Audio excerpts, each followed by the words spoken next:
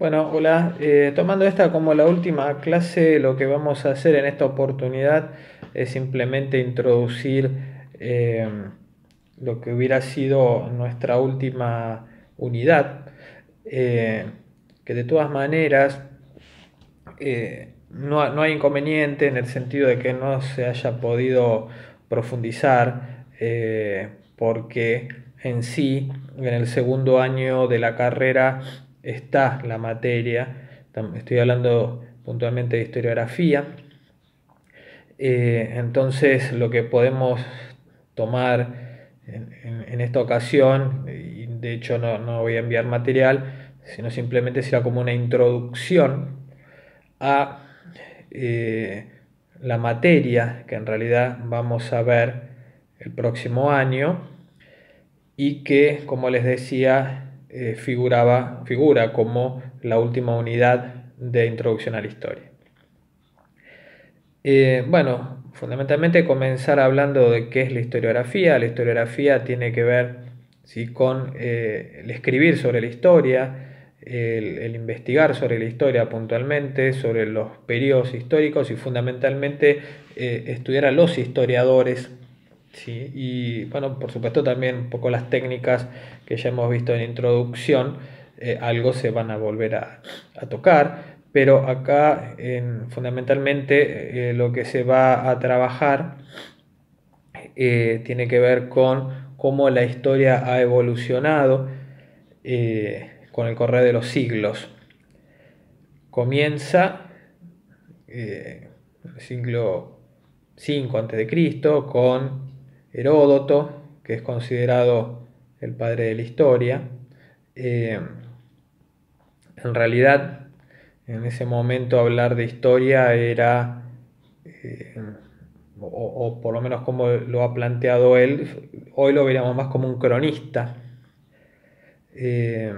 más que como un historiador, porque en realidad lo que va a hacer él es analizar y contar y narrar todo lo que él va cruzando y encontrando en sus viajes, desde escenarios geográficos hasta encuentros casuales con personas que le van contando sobre las culturas de los distintos ámbitos en donde él se dirige. Hay que esperar un poco más adelante, esto era en Grecia, por supuesto, hay que esperar un poco más adelante para, en el caso de Tucídides y con los romanos, ¿sí?, para poder empezar a ver y acercarnos un poco más a lo que tiene que ver con una historia más trabajada, una historia ya con método, ¿sí?, con un primitivo método, por supuesto, entre comillas, que tiene que ver con el análisis de lo poco que había en ese momento para comparar, para analizar y para escribir. En ese periodo es muy importante la función que tienen los emperadores, los reyes, eh, los políticos que tienen cargos importantes en distintas partes. Acá fundamentalmente hablamos del Imperio Romano, pero eh, digo esto porque muchos de los conocidos como protohistoriadores de la época, van a tener que escribir basados en eh, algunos pedidos puntuales eh, de estos, ¿no?, de estos mandatarios, y se van a ver algunas obras en donde se exagera demasiado, eh, digamos, los triunfos en las batallas, las medidas tomadas por los gobiernos, mostrando a los generales o reyes, ¿no?, como hombres superiores al resto. También después vamos a ver, siempre hablando desde la mirada occidental, ¿no?, tanto antes de Cristo como después de Cristo, eh, la historiografía en China, con las características propias que, y particulares que va a tener en el caso de China, que en general lo que hacían los historiadores chinos era escribir agregando a lo ya escrito, siempre respetando lo que escribieron otros antes, lo que en algunos casos consideran algunos historiadores puede llegar a ser repetitivo, pero que no desestiman por una cuestión de respeto, no desestimaban lo escrito por historiadores de siglos anteriores o de años anteriores, sino que simplemente era escribir más digamos, e ir avanzando con los años en la escritura sin llegar a ser una, como les decía, una crítica a quienes hubieran escrito en años anteriores. Por supuesto, la llegada desde el punto de vista religioso, ¿no? En este caso, volviendo a Europa, en el mundo occidental va a tener mucha influencia. Por supuesto, cuando el cristianismo pasa a ser de ser una religión y sus creyentes de ser perseguidos a ser perseguidores, va a tener una gran influencia también en este sentido en la historia. Vamos a ver también que en este caso los historiadores tienen absolutamente que ver con los curas, con los monjes. Ellos son los que se van a encargar de escribir la historia en ese momento, de documentar. Entonces, en los primeros siglos, ya después de Cristo y ya el comienzo de la Edad Media, podríamos decir, inclusive, las escrituras, por supuesto, bueno, de hecho la Biblia en sí, las Sagradas Escrituras y todos los escritos relacionados con lo religioso van a tener mucha importancia y se van a escribir muchas historias relacionadas con santos, con digamos, las historias de las abadías, ¿sí? De los monasterios y historias más regionales, pero fundamentalmente siempre visto desde el punto de vista religioso y católico fundamentalmente. La historia de alguna manera sigue cumpliendo ese rol de ser escrita o de ser manejada por los que están en el poder. Esto también se va a ver pasando los siglos y haciendo un recorrido muy rápido. Cuando llegamos a la época de los viajes ultramarinos y bueno, y los entre comillas descubrimientos, primero en las costas africanas por parte de los portugueses, y luego bueno, también por los portugueses y los españoles en el caso americano. Bueno, en estos momentos también coincide con una crisis importante de la religión católica que va a surgir el protestantismo. Bueno, todo esto y el descubrimiento para los occidentales de la imprenta, que esto también va a facilitar la llegada de escritos en el idioma de cada país. Estas cuestiones van a empezar a tener mucha importancia también desde lo historiográfico, porque acá otra vez la Iglesia va a tratar de fortalecer su poder y sin embargo va a tener que lidiar en algunos aspectos con algún que otro escrito que llega desde América, fundamentalmente el más conocido es el de Fray Bartolomé de las Casas, ¿no? En donde pasa a ser uno de los pocos que se anima a criticar lo que están haciendo, lo que está haciendo la Iglesia en América con los, hoy diríamos, pueblos originarios, ¿no? En aquel momento con las comunidades indias, como se lo llamaba en aquel entonces. Y bueno, esto también, la historiografía también va a tener que ver en esta lucha para quienes lean, eh, cómo la Iglesia trata de justificar lo que está haciendo y un sector minoritario, rebelde, que bueno, va a tratar de mostrar lo que en sí pasaba fundamentalmente aquí en este lado del planeta. Bueno, el movimiento de las cruzadas en su momento también fue importante para la historiografía porque van a empezar a escribirse eh, historias más relacionadas con aventuras y, e historias locales. Van a empezar a surgir lo que se conoce como las historias de caballería. Y bueno, y fundamentalmente los primeros años de la modernidad va a tener esta característica. Por supuesto el Renacimiento, el humanismo también van a tener mucha influencia, pero claro, desde otro lado, tienen las influencias fundamentalmente desde el arte, de la arquitectura, de la pintura, pero también tenemos, por parte del humanismo, tenemos algunos personajes muy importantes, eh, como Lutero, como Calvino desde el punto de vista, siguiendo un poco con la religión, Maquiavelo,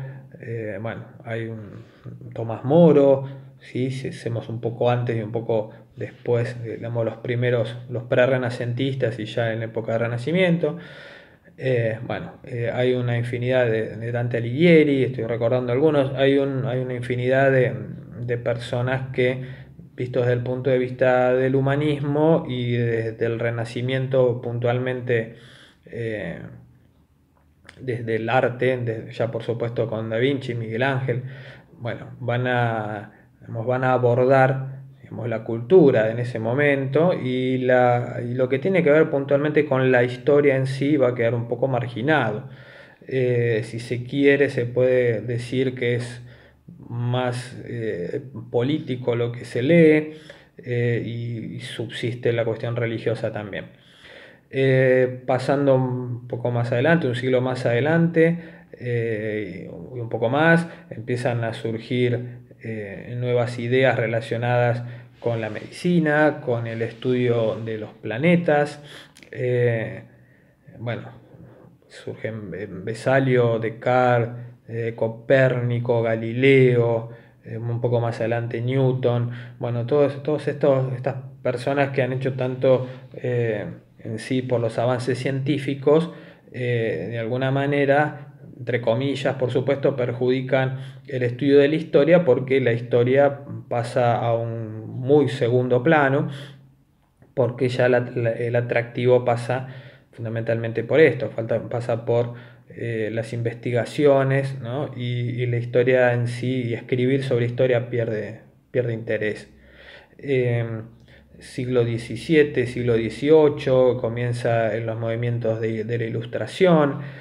Acá los filósofos empiezan a tener un rol importantísimo y la historia queda subordinada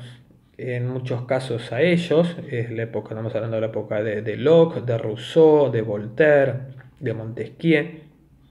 en donde hay mucho de filosofía, hay mucho de política, de economía también. Podemos agregar a Quesnay y a Adam Smith. Eh, ya estamos hablando de pleno siglo XVIII, ¿no? La época de la Revolución Industrial, la época de la independencia de Estados Unidos, la Revolución Francesa, en donde hay un enorme crecimiento en este sentido desde que son estas personas que nombré, en muchos casos, fundamentalmente los ilustrados desde el punto de vista político van a ser fundamentales e inspiradores para estas revoluciones, fundamentalmente las últimas dos que decía, pero la historia sigue en un lugar marginal, se podría decir. Esto va a cambiar en el siglo XIX, eh, aunque también sigue la filosofía teniendo una importancia fundamental, pero bueno, acá ya aparece en Hegel, aparece en Marx, ya los estudios, en muchos casos, bueno, fundamentalmente con el marxismo, ¿no? El estudio de la economía y las clases sociales, que absolutamente empieza la historia a tener un rol, de alguna manera empieza a volver a tener un rol, fundamentalmente con las ideas de Marx y ocupar un lugar privilegiado. Y también, desde mediados del siglo XIX hacia el final del siglo XIX, van a empezar a surgir en las universidades, que ya existían desde hacía varios siglos en algunos casos, va a empezar a surgir la historia, ¿no? Primero como una, podríamos decir, materia y después directamente como una disciplina. Van a surgir también institutos de investigación histórica en el siglo XIX. Entonces esto va a fortalecer mucho otra vez la mirada de la historia y fundamentalmente respecto a quiénes son los que van a dar clases a los interesados en aprender historia. Entonces, digamos, se empieza a profesionalizar la historia y empiezan a surgir estos institutos que van a generar a futuro, bueno, por supuesto, los docentes, los profesores de historia. El siglo XX, bueno, por supuesto, atravesado por las guerras mundiales y los cambios y los viajes, el periodo de migración en muchos casos, también va a influir. Esto ya lo hemos visto, sí, quizás en la cursada cuando hablamos de la escuela de anales, fundamentalmente. Esta revista que surge en el periodo entre guerras. Bueno, que tiene distintos momentos, que empiezan a surgir grandes historiadores que empiezan a pedirle ayuda a otras disciplinas para que la historia no sea solamente esto, ¿no? Solamente de narrar hechos, escribir, investigar fundamentalmente y quedarse solamente con los hechos, y por eso se recurre a la geografía, a la economía, a la matemática inclusive, bueno, demografía y muchas disciplinas más que ayudan a, digamos, a historiar, ¿no? Y bueno, ya llegando en un recordatorio, un recorrido muy incompleto seguramente, quedaron muchas cosas por decir, pero nombrando algunos personajes que hemos nombrado en su momento en la cursada, ¿no? Desde bueno, podemos arrancar con Marloche, con Febre, y pasar por Carr, por Le Goff, por Brodel, por supuesto, importante también con el tema del tiempo. Llegar a la década del 60, 70, cuando ya se empiezan a hacer historias más regionales, puntuales, de movimientos, digamos, de grupos conocidos, ¿no? Dentro como grupos minoritarios, en donde se empiezan a hablar sobre historia de la sexualidad, de las mujeres, de las comunidades originarias, de pueblos originarios, bueno, toda una serie digamos, de una nueva manera de trabajar la historia, no olvidarnos la historia de las mentalidades también, que es de la década del 60, bueno, y llegar hasta lo que conocemos como microhistoria, y bueno, y una historia social que también surge en esa época, quizás a nivel internacional Hobsbawm pueda llegar a ser uno de los más reconocidos, este historiador inglés marxista, pero que también ha sabido de alguna manera englobar todo esto que les estaba comentando de las características del siglo XX en cuanto a hacer historia. Y bueno, y así llegamos al presente, con este momento tan particular que todavía no nos permite avanzar mucho más en cambios fundamentalmente desde el punto de vista historiográfico. En un momento hasta se llegó a deslizar el fin de la historia como una de las formas justamente de hablar de la historia, cuando el neoliberalismo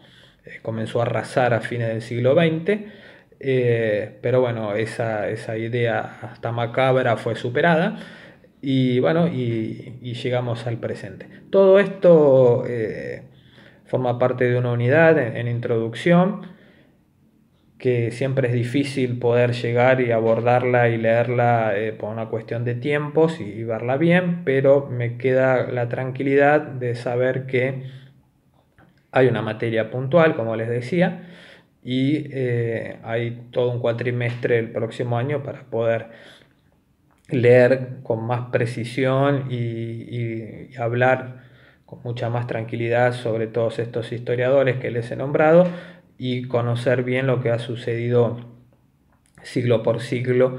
en las distintas partes del planeta, fundamentalmente desde ya en Europa y América, ¿no? Pero bueno, esta era simplemente esta clase que de alguna manera también sirve como cierre de la cursada y bueno, siempre con el deseo de que todo